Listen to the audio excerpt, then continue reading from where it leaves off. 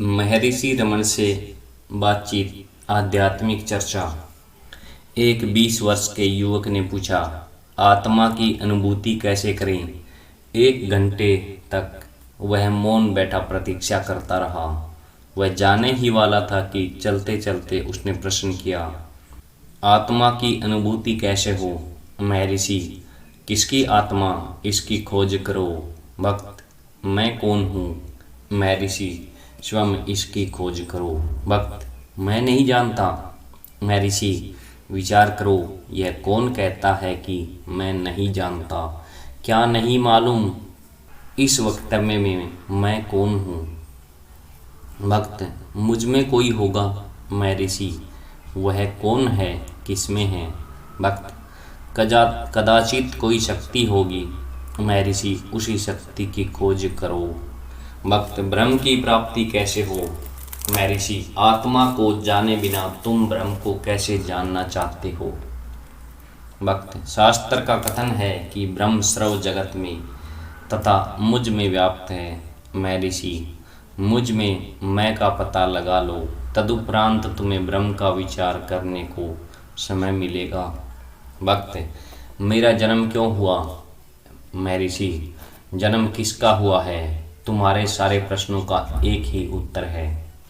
भक्त, फिर मैं कौन हूँ। महर्षि मुस्कुराते हुए, क्या तुम मेरी परीक्षा करने आए हो तथा मुझसे प्रश्न करने आए हो। तुम ही कहो, तुम कौन हो। भक्त, गाढ़ी निद्रा में आत्मा देह को त्याग कर अन्यत्र रहता है। जब वह पुनः प्रविष्ट होता है तब मैं जाग जाता हूँ, क्या ऐसा ही है। महर्षि, वह क्या है जो देह छोड़कर जाता है। भक्त, कदाचित कोई शक्ति है। महर्षि, उसी शक्ति को खोजो। भक्त, शरीर 5 तत्वों से बना है, वे तत्व क्या हैं।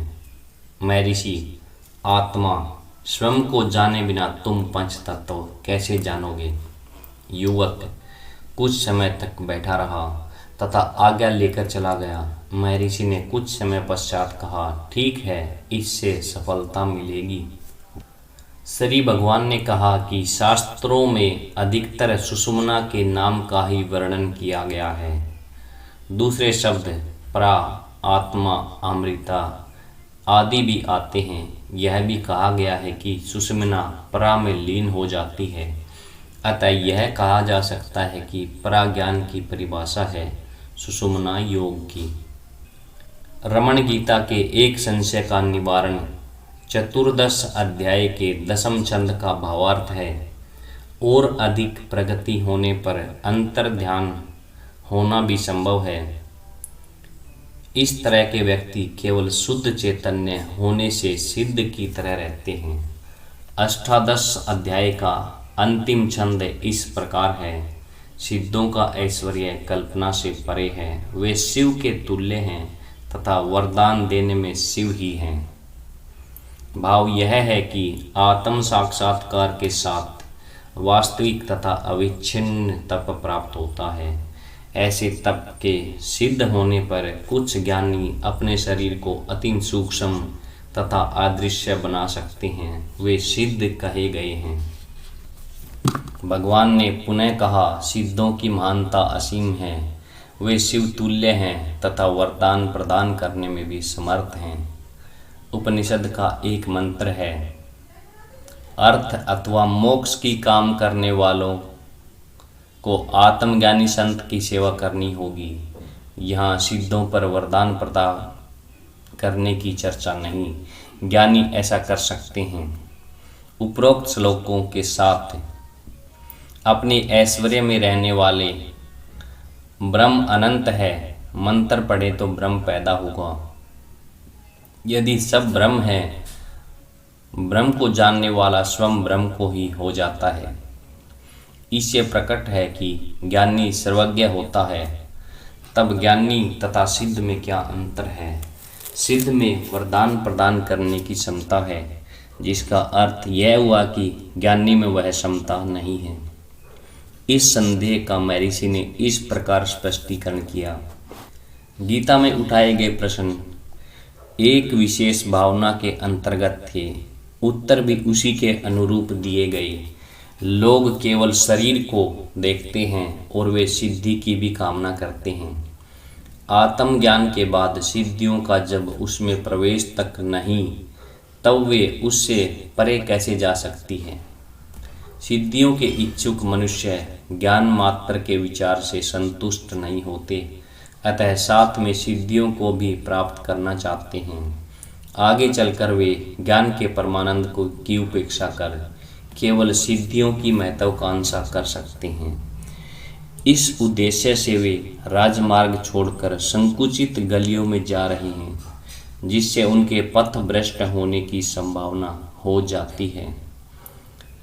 उनका सही मार्गदर्शन लाने में निमित्त उनको राजपथ पर रखने हेतु ज्ञान के साथ सिद्धियों की भी बात कही जाती है। वास्तव में ज्ञान में संपूर्ण अंतर्व्याप्त है तथा ज्ञानी सिद्धियों के लिए किंचित विचार तक भी नहीं करेगा। मनुष्य को ज्ञान प्राप्त करना चाहिए और तब सिद्धियों को, यदि उनकी ऐसी इच्छा हो। मैं कह चुका हूँ, शरीर समाश्रय सिद्ध्य, तात्पर्य यह है कि सिद्धियों का संबंध शरीर से है, क्योंकि उनका दृष्टिकोण शरीर है। ज्ञान तथा सिद्ध में भेद नहीं है। वरों के देने में वरान तादुम आत्मलाभ भी वर ही की श्रेणी में आता है। सिद्ध केवल निम्न कोटि के ही नहीं होते, किंतु उच्चतम कोटि के होते हैं। शास्त्रों का उद्देश्य परिवर्तित परिस्थितियों में अनुकूल होना है। उनकी मूल भावना एक ही है। हास्य महिमा में अष्टविध सिद्धियों का एक अध्याय है। उस प्रसंग में शिव का कथन है कि उनका भक्त सिद्धियों का विचार मात्र भी नहीं करता। शिव पुनः कहते हैं कि वे कभी भी वरदान प्रदान नहीं करते। भक्तों की इच्छाओं की पूर्ति उनके प्रारब्ध के अनुसार होती है। तब स्वयं ईश्वर इस प्रकार कहते हैं, तो दूसरों की बात ही क्या। सिद्धियों के प्रदर्शन हेतु अन्य मान्यता देने वालों की आवश्यकता होगी। इसका अर्थ यह हुआ कि सिद्धि के प्रदर्शन करने वाले में ज्ञान का नितांत अभाव है, अतः सिद्धियां किसी भी विचार के योग्य नहीं हैं। केवल ज्ञान का ही लक्ष्य है, उसी को प्राप्त करना है। श्री रमण गीता के 7वें अध्याय के 4th संध का तमिल अनुवाद अशुद्ध हुआ। श्री भगवान ने अशुद्धि सूचित की, उसे शुद्ध किया। वैदर्भ का प्रश्न था, व्यवहार में संकल्प उदय होकर कर्मशः लय होते रहते हैं, क्या यह ज्ञान है? महर्षि ने संशय का निवारण इस प्रकार किया। कुछ लोगों की कल्पना में ज्ञान की अनेक अवस्थाएं हैं।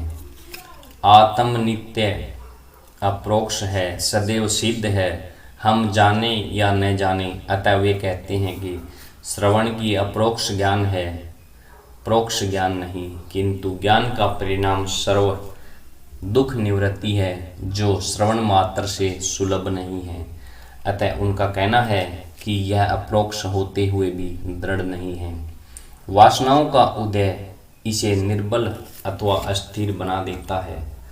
जब वासनाएं नष्ट हो जाती हैं, तभी ज्ञान दृढ़ एवं फलदायक होता है। कुछ लोगों का मत है कि श्रवण केवल परोक्ष ज्ञान है, मनन से यह कभी कभी अप्रोक्ष हो जाता है। इसके बराबर रहने में वासनाएं बाधक हैं। वे मन के बाद और भी अधिक शक्तिशाली होकर उठती हैं। वासनाओं का नियंत्रण आवश्यक है।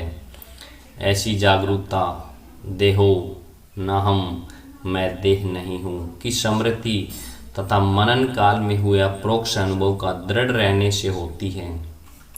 यह अभ्यास निधिध्यासन के नाम से कहा गया है। यह वासनाओं को निर्मूल कर देता है। तदुपरांत सहज अवस्था का उदय होता है। यह निश्चित ज्ञान है। मनन से प्राप्त अप्रोक्ष ज्ञान न दुख की निवृत्ति करता है और न मोक्ष दे सकता है। चूँकि वासनाएं समय समय पर ज्ञान को आवृत करती रहती हैं, अतः यह निर्बल है। यह ज्ञान निधिध्यासन पूर्ण एकाग्र भाव द्वारा वासनाओं के निर्मूल होने से ही दृढ़ होता है। पुनः रमण गीता पर चर्चा। एक भक्त चक्रों पर वार्तालाप कर रहे थे। श्री भगवान ने कहा, केवल आत्मा का साक्षात्कार करना है। यह अनुभूति अन्य सबको अपने क्षेत्र में व्याप्त कर लेती है। शक्ति, गणपति, सिद्धियां आदि सब इसी में सम्मिलित हैं। जो इनकी चर्चा करते हैं उन्होंने आत्मा का साक्षात्कार नहीं किया है। आत्मा हृदय में है, स्वयं हृदय ही है। इसका मस्तिष्क में अनुभव होता है। हृदय से मस्तिष्क तक का मार्ग सुषुम्ना अथवा अन्य किसी नाड़ी में होकर माना जाता है।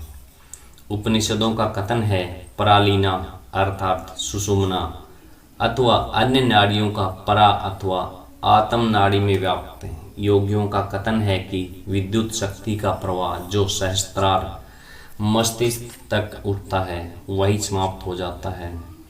यह अनुभव संपूर्ण नहीं है। ज्ञान हेतु उन्हें हृदय तक आना होगा। अर्थ से इति तक हृदय ही है।